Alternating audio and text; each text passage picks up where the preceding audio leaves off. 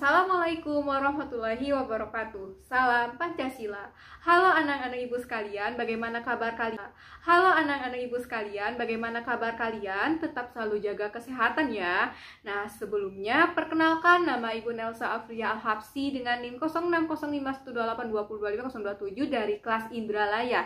Nah, kali ini Ibu akan membahas mengenai materi tentang KD 3.4 menganalisa makna dan arti kebangkitan nasional tahun 1908 dalam perjuangan kemerdekaan Republik Indonesia. Dengan tujuan pembelajaran, setelah mendengarkan penjelasan guru melalui materi di video pembelajaran dan menyimak buku modul, peserta didik dapat menganalisis perintis kebangkitan nasional dalam perjuangan kemerdekaan Republik Indonesia. Nah, langsung saja ya, tanpa berlama-lama mohon disimak video yang akan ditayangkan ini ya. Dan jangan lupa di akhir pembahasan materi akan diadakan tugas berkelompok seputar perintis kebangkitan nasional. Cekidot. Assalamualaikum warahmatullahi wabarakatuh. Baik anak-anak ibu sekalian, di sini ibu akan menjelaskan materi seputar perintis kebangkitan nasional dalam perjuangan kemerdekaan Republik. Nah, Budi Utomo merupakan organisasi pertama di Indonesia yang bersifat nasional berbentuk modern, yaitu organisasi dengan pengurus yang tetap, ada anggota, tujuan, dan program kerja. Budi Utomo didirikan oleh Dr. Sutomo pada tanggal 20 Mei tahun 1908. Pendirian Budi Utomo tidak terlepas dari penggagas atau pendorong lahirnya Budi Utomo, yaitu Dr. Wahidin Sudirohusodo. Dr. Wahidin Sudirohusodo merupakan dokter lulusan Stovia, Sekolah Kedokteran Jawa, yang menyadari bagaimana terbelakang dan tertindasnya rakyat akibat penjajahan Belanda.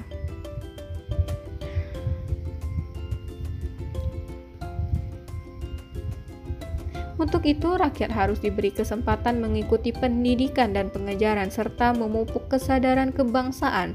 Dr. Wahidin Sudirohusodo menggagas tentang perlunya mendirikan organisasi yang bertujuan memajukan pendidikan dan meninggikan martabat bangsa.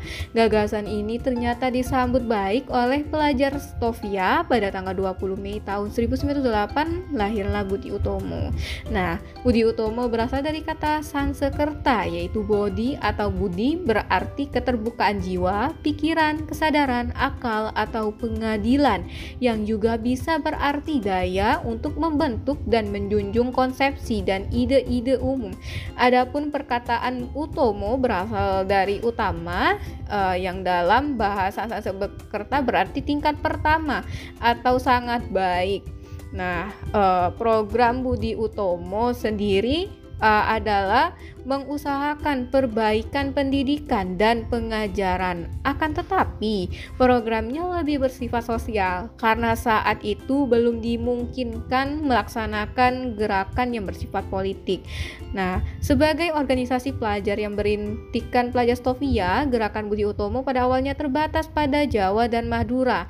Namun pada tanggal 5 Oktober tahun 1908, Budi Utomo mengadakan kongres pertama di Jogja.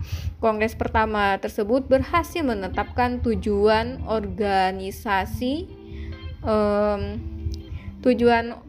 organisasi yaitu kemajuan yang harmonis antar bangsa dan negara, terutama dalam memajukan pengajaran, pertanian, peternakan, dagang, teknik, industri, dan kebudayaan.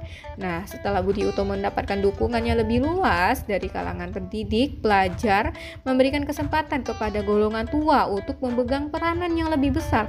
Terpilihnya Ketua Budi Utomo, Ernest Tirtokusumo, membuktikan besarnya dukungan terhadap Budi Utomo.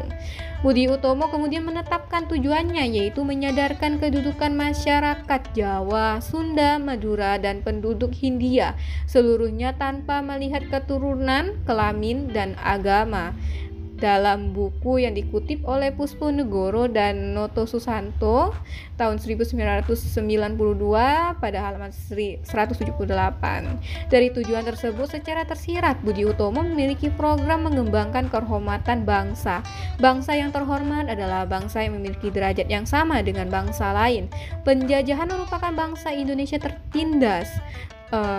Pergerakan Budi Utomo memperlihatkan keinginan bangsa Indonesia untuk bangkit menjadi bangsa terhormat dan dapat berdiri sejajar dengan bangsa lain.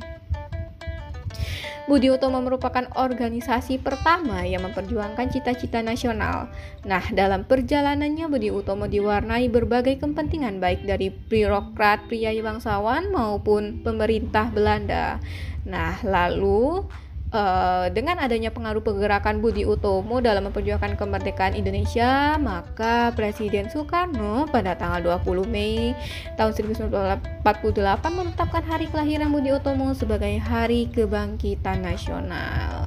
Nah, itu saja ya anak-anak ibu sekalian materi mengenai perintis kebangkitan nasional. Semoga dengan adanya materi ini dapat memberi pemahaman yang lebih untuk anak didikku sekalian. Baik, sekian dan terima kasih. Namun, sesuai perintah di awal, maka silakan anak-anak buatlah kelompok kecil di kelas, pelajari lebih jauh tentang peran Budi Utomo sebagai organisasi pertama yang bersifat nasional di Indonesia dalam mendorong kebangkitan nasional dalam perjuangan kemerdekaan Indonesia. Lalu presentasikan hasil kerja kelompok tersebut di depan kelas. Nah, oke anak-anak ibu sekalian, dari materi yang telah ditayangkan tadi dapat disimpulkan bahwa Budi Utomo merupakan organisasi pertama yang memperjuangkan cita-cita nasional. Dalam perjalanannya, Budi Utomo diwarnai berbagai kepentingan, baik dari birokrat priai atau bangsawan maupun pemerintah Belanda. Besarnya pengaruh pergerakan Budi Utomo dalam perjuangan kemerdekaan Indonesia, Presiden Soekarno pada tanggal 20 Mei tahun 1948 menetapkan hari kelahiran Budi Utomo sebagai Hari Kebangkitan Nasional.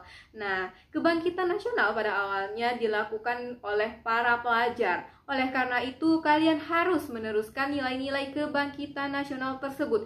Di antaranya, kita dapat bangkit dan mengubah diri menjadi lebih baik. Dengan demikian, kalian dapat memberikan rasa bangga bagi keluarga, sekolah, masyarakat, bangsa, dan negara.